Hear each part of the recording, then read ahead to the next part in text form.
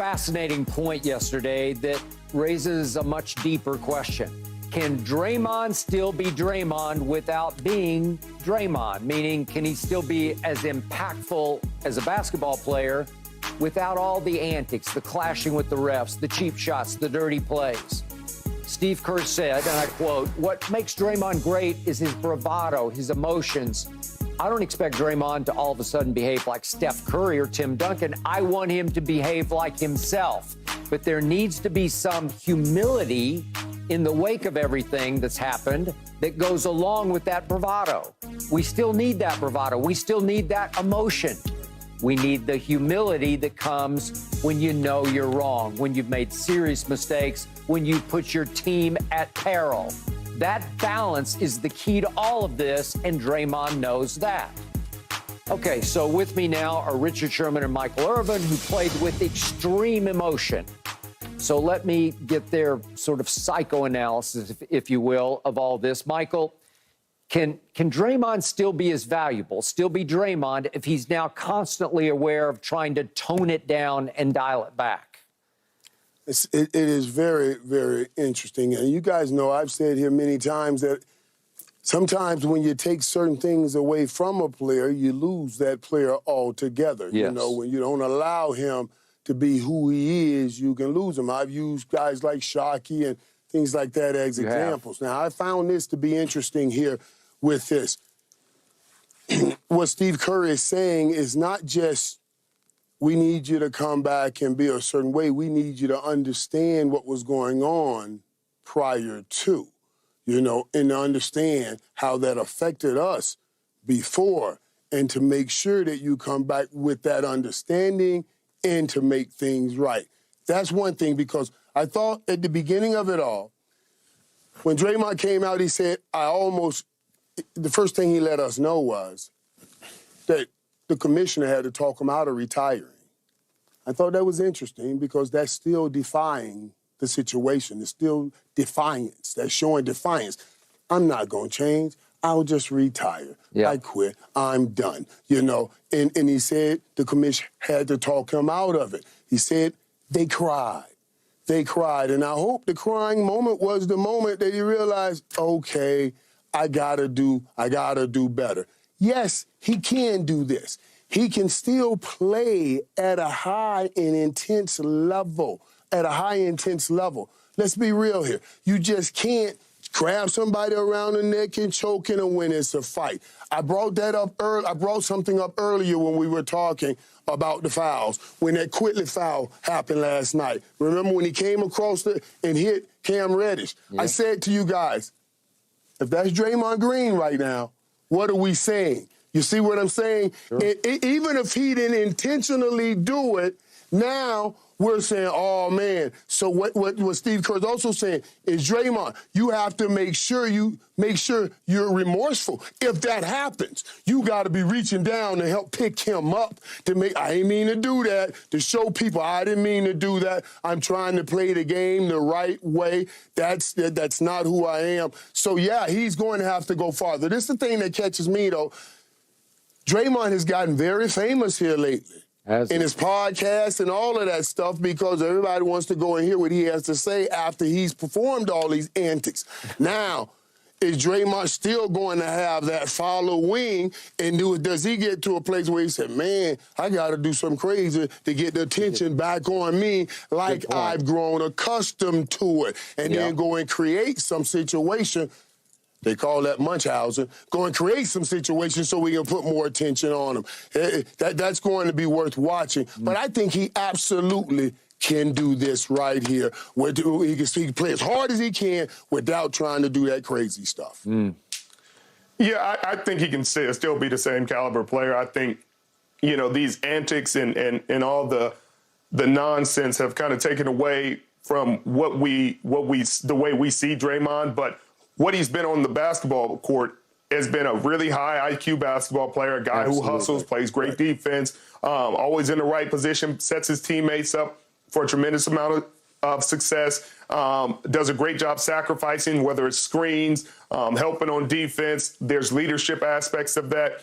So I think these antics have kind of taken away from that. to a degree because you forget about that. You forget that, man, he's just been an all-around good defensive basketball player, a good point forward at times for this team, done a great job as part of this big run, setting Steph Curry and Klay Thompson up for a lot of these wide-open shots that they take, running their offense at a high level. So do I think he can be the same caliber player? Yes. Do I think he's going to be the enforcer that he's been for them in the past? No, he can't be, because he'll mess around and get suspended for the remainder of the season. So I think he's going to have to put a governor on that to some degree. But in terms of him being a high IQ basketball player and still making an impact in that way, I think he'll be fine. So, Richard, how hard was it for you to learn to play on the edge without going over the edge? I mean, I don't know if I ever learned that, Skip. I'm not sure I 100% learned that. But what I did learn is humility. And you learn that, and that's what Chris Richard kind of chiseled into my skull during our time in Seattle. And it's not it's the way he explained it and the way he kept trying to explain it was it's not thinking less of yourself, because when you think of humility, you think, oh, man, I got to push myself down. I got to suppress myself to elevate others.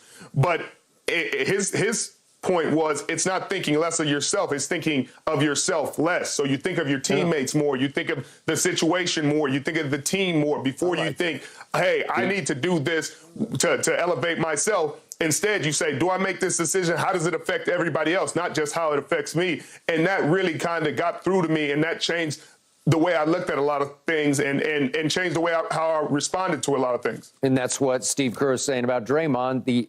The ultimate word, the essence of this is his humility. So, Michael, respond. I like what Sherm just said. Yeah, I do too.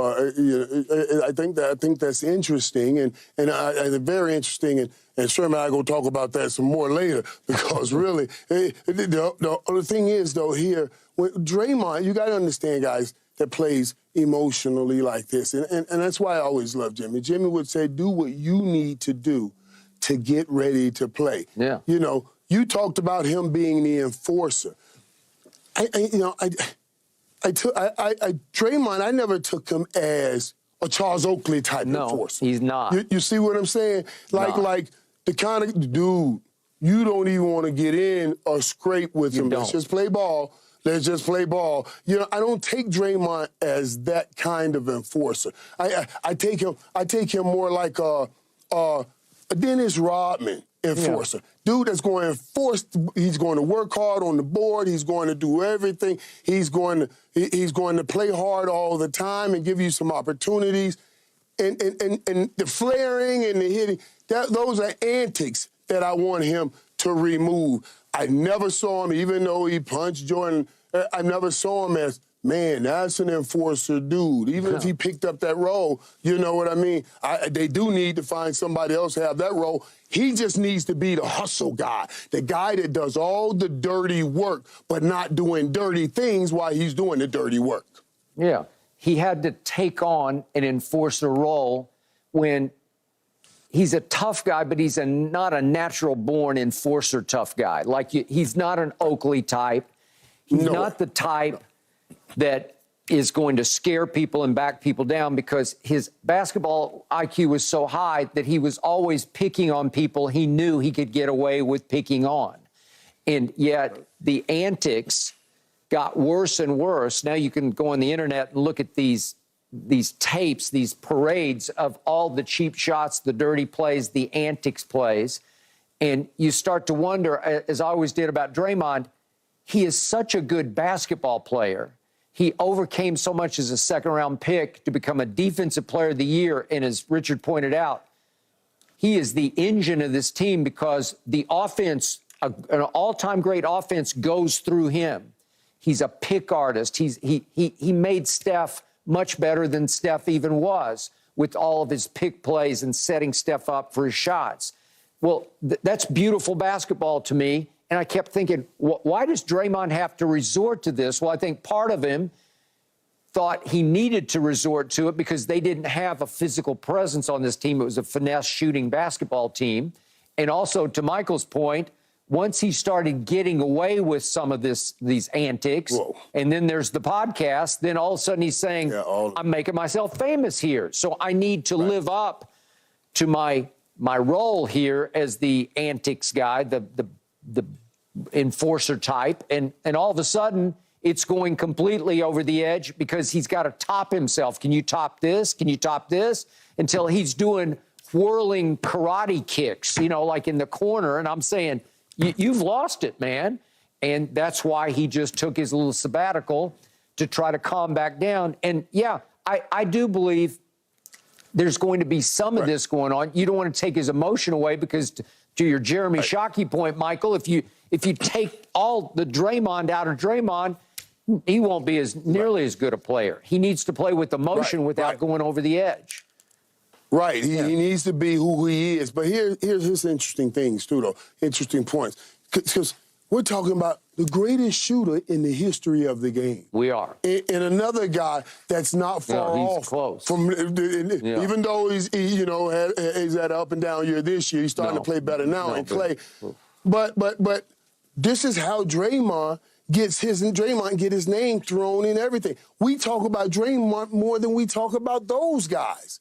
More than we talk. This is head wine. This is as addictive as anything else when you hear your name over and over and over again and it's put in this kind of format. So now you go and create more of this so you can get more of your name out there. So yeah, this is going. That's why I say, in order to get rid of it, he has to go overboard the other way. Still play hard, still be forceful. But now if you're bumping into somebody and somebody falls, when we get all that old crazy flaring that he used to do, you got to see the other side of it, all right? Now, you got to start helping people up just to say, that's not what I'm doing. That wasn't intentional. I'm trying to play the game the right way. You have to go, and that's the humility I think Coach is talking about. You have to go overboard to get back on board. Yeah.